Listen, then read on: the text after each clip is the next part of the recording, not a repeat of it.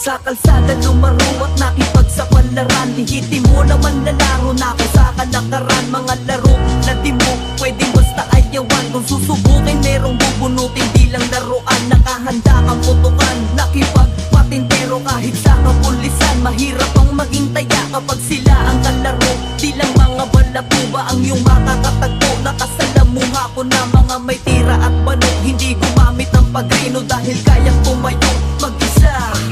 Nasa ira na kami ng pakikisama.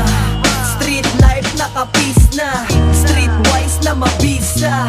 Nabusog sa kaalaman na di pa nakikita sa kahit anong paaralan. Respeto't pakisama lang, yan ang tandaan.